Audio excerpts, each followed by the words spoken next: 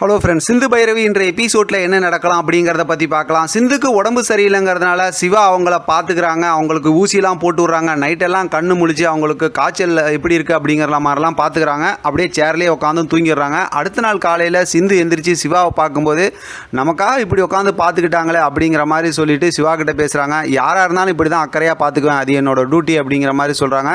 நீங்கள் அக்கறைன்னு சொல்கிறது தான் எனக்கு உங்கள் மேலே பாசமாக பிரியமாக இருக்குது அப்படிங்கிற மாதிரிலாம் சிந்து சொல்லிக்கிட்டு இருக்காங்க. அடுத்த நாள் காலையிலையும் செக் பண்ணிவிட்டு மாத்திரைலாம் எடுத்து கொடுக்குறாங்க. ரொம்ப அக்கறையாக பார்த்துக்கிறாங்க. இப்போ இந்த விஷயத்தை எல்லாத்தையும் வெளியிலேருந்து பார்த்தோம் அப்படின்னா, இப்போ சிவாவோட பெரியம்மா இருக்காங்கல்ல, அவங்களெல்லாம் பார்த்துக்கிறாங்க. அவங்க அன்னபூர்ணி அவங்களாம் கூட பார்த்தோம் அப்படின்னா காயத்ரி அவங்க இருக்கிறாங்க. ஆனால் என்னென்னா இந்த பக்கத்து அவங்க மகா இருக்காங்கல்ல, சிவாவோட அம்மா, அவங்களும் பார்த்து ரொம்ப கோவப்பட்டு இருக்காங்க. இப்போ சொல்லிவிட்டு அங்கேருந்து கிளம்புனதுக்கப்புறம் அன்னபூர்ணி இப்போ சிந்துக்கிட்ட பேசுகிறாங்க. சிவா கொஞ்சம் கொஞ்சமாக மனசு மாறிடுவாங்க, அதெல்லாம் சொல்லிட்டு போகிறாங்க. அங்கே போனதுக்கப்புறம் மகா இருக்காங்களா, சிவாவோட அம்மா, அவங்க சிவா கிட்ட ரொம்ப கோவமாக பேசுகிறாங்க. இப்படிலாம் இருக்காங்கும்போது அன்பால் எல்லாம் சரியாயிடும் அப்படிங்கிற மாதிரி சொல்லிட்டு அவர் கிளம்புறாரு. இப்போ இவங்கெல்லாம் ரொம்பவுமே கோவப்படுறாங்க. அடுத்து பார்த்தோம் அப்படின்னா சினேகாவுக்கு ஃபோன் பண்ணுறாங்க. ஃபோன் பண்ணி இந்த விஷயத்தெல்லாம் சொல்லும்போது நான் பார்த்துக்கிறேன் அப்படிங்கிற மாதிரி சொல்லிடுறாங்க. இங்கே பார்த்தோம் அப்படின்னாக்கா பைரவி உட்காந்துருக்காங்க. அவங்க ஃப்ரெண்டு பிரியா ஃபோன் பண்ணி இந்த மாதிரி என்னோட கல்யாணத்துக்கு நீ வரணும், உன்னோட ஹஸ்பண்டோட வரணும் அப்படிங்கிற மாதிரி சொல்லிடுறாங்க. பைரவி யோசிக்கிறாங்க. அடுத்து போய் அன்னபூர்ணி கிட்ட பேசுகிறாங்க. அன்னபூர்ணி கல்யாணம் ஆன புதுசில் எங்கேயும் வெளியில் போகக்கூடாதுமா 3 மாதத்துக்கு, அப்படி நீ போகிறதா இருந்தால் வேணால் ஆறுமுகத்தை கூட்டிகிட்டு போமா அப்படிங்கிற மாதிரி சொல்லிடுறாங்க. இப்போ பைரவி அங்கேருந்து யோசிச்சுக்கிட்டே அப்படியே போயிடுறாங்க. அடுத்து அன்னபூர்ணி ஆறுமுகத்திட்ட பேசுகிறாங்க.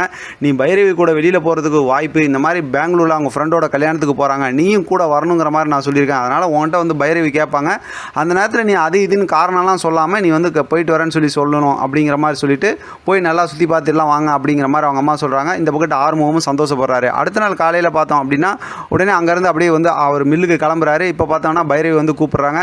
சரி, இந்த விஷயம் தான் பேச வருவாங்க, நம்ம கொஞ்சம் பிகு பண்ணிவிட்டு அதுக்கப்புறம் சரின்னு சொல்லலாம் அப்படிங்கிற மாதிரி ஆறுமுகம் இருக்கார். அவர் எப்பயுமே விளையாட்டுத்தனமாக தானே பேசுவார்.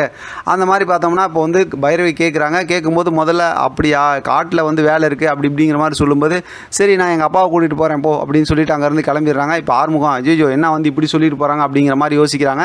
இன்றைக்கான எபிசோடு ஒரு மாதிரி எமோஷனலாக ஃபன் கலாட்டாவாக எப்பவும் போல் சூப்பராக இருந்துச்சு. பார்க்கலாம் அடுத்து என்ன நடக்குதுன்னு. அடுத்த வாரத்துக்கான எபிசோட் சம்மந்தமாக சூப்பரான ஒரு ப்ரோமோ கொடுத்துருக்காங்க. அது சம்மந்தமாக நம்ம அடுத்து பேசலாம். இதை பற்றின உங்களோட கருத்து கமெண்ட் பாக்ஸில் தெரியப்படுத்துங்க. தொடர்ந்து ஆதரவு கொடுங்க. தேங்க்யூ ஃப்ரெண்ட், தேங்க்ஸ் ஃபார் வாட்சிங்.